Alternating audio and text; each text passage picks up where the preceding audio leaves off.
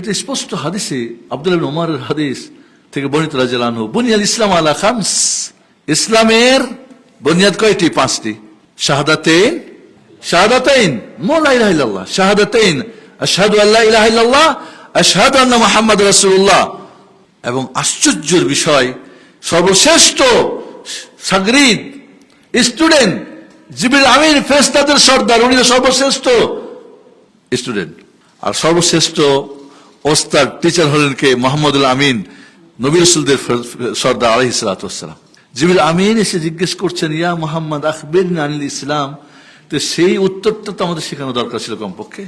কেন আল্লাহ রাব্বুল আলামিন জিবরিলকে সাগরিদ বানিয়ে আর মুহাম্মদকে আলাইহিস সালাতু ওয়াস সালাম এই প্রশ্নের উত্তর করেছেন? কারণ বিষয়টা অত্যন্ত গুরুত্বপূর্ণ। কিন্তু আমরা এমনই শিখালাম ইরানের 5 রকম, আমি বলতে ইরানি 5 রকম, ইরানি সুফি খারেজিদের এই 5 রকমের ইসলাম। কালিমা, নামাজ, রোজা, হজ, যাকাত। কালিমা মানে কি? লা ইলাহা ইল্লাল্লাহ। নামাজ মানে নামাজ, রোজা এর মানে কোনো দায় দায়িত্ব আছে? আমি স্বীকার করি কালিমা, নামাজ, রোজা, আমাকে নামাজ পড়তে বলছি, কিন্তু ইসলাম কি বলছে? আনতা শাহাদা আল্লা ইলাহা ইল্লাল্লাহ ওয়া আন্নী মুহাম্মাদুর রাসূলুল্লাহ, শাহাদাতাইন, আমি সাক্ষ্য দিচ্ছি যে আল্লাহ ছাড়া সত্য কোনো মাবুদ নেই, আরো সাক্ষ্য দিচ্ছি নিশ্চয় মুহাম্মদ সাল্লাল্লাহু আলাইহি ওয়াসাল্লাম। দেখেন এখানে কিন্তু রাসূলের ব্যাপারে নিশ্চয় লাগাইছেন, আল্লাহর ব্যাপারে নিশ্চয় লাগান নাই। শাহাদাতু আল্লা ইলাহা ইল্লাল্লাহ, সাক্ষী দেওয়া যে আল্লাহ ছাড়া সত্য কোনো মাবুদ নেই। কিন্তু যখন মুহাম্মদ সাল্লাল্লাহু আলাইহি ওয়াসাল্লামের সাক্ষ্যের ব্যাপার আসছে তখন কি বলছে? ওয়া আশহাদু আন্না, আন্না বুঝেন? নিশ্চয়ই মুহাম্মদ আল্লাহ রাসূল আলাইহিস সালাম। আপনারা কি জানেন যে মুহাম্মদ সাল্লাল্লাহু আলাইহি ওয়াসাল্লাম রিসালাতের আগে তিনি আবদ, ইবাদতের গুরুত্ব বেশি রিসালাতের চাইতে। যখন তার কাছে রিসালাত আসছে তখন তার রিসালাতের গুরুত্ব বাড়ছে, কারণ রিসালাত সবার জন্য, আর আবদ তার এবং তার বা আল্লাহর মাঝে সম্পর্ক।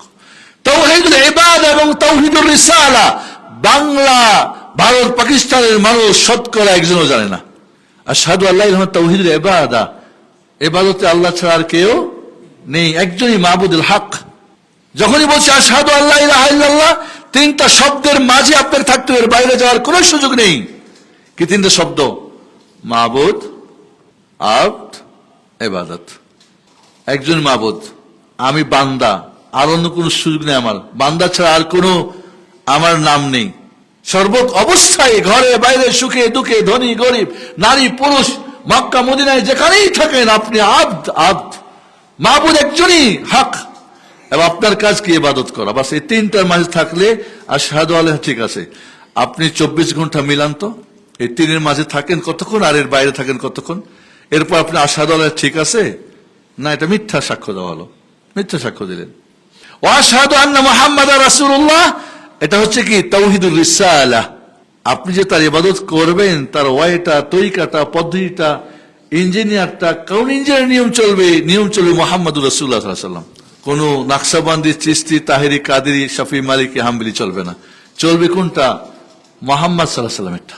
এই 2টা যতক্ষণ ঠিক না হবে ততক্ষণ করে ইবাদতের প্রয়োজন নেই। আবু জাহলও তো হজ করতো, উমরা করতো, আকিকা কুরবানি দিত, আশুরা রোজা রাখতো, হাদিস আছে না, আশুরা রোজা রাখতো, দান খেরাত করো, হাজিদেরকে ইহরামে কাপড় দিত, তো কি ওরা খারাপ করতো না? মিথ্যা বলতো না। আরবদের কোন কাফের মিথ্যা বলতো না। আমাদের তো হাজি সাহেবও মিথ্যা বলে, মুফতি সাহেবও মিথ্যা বলে। তারা আপনি চিন্তা করছেন তারপর হবে কি কাফের আর আপনি মুসলিম হয়ে যাবেন? কেন মুসলিম হয়ে যাবেন? আপনি শাহাদাতাইন বুঝেন না? শাহাদাতাইনকে কালেমা বলে চালিয়ে দিয়েছে যারা, তারা কিন্তু আমাদের সবচেয়ে বড় শত্রু। তাহলে 2টি সাক্ষ্য প্রদান করা একরকম রকম, 1 নম্বর। 2 নম্বর কি? সালাত কায়েম করা। সালাত না, সালাত মানে কি? সালাত কায়েম করা কি আসলো? আমার উপর কোন দেয়া দায়িত্ব আসলো? যাকাত প্রদান করা, শুধু যাকাত রকম না। সিয়াম পালন করা, রমজান মাসের 1-2টা পালন করলে হবে না, সবগুলো করতে হবে।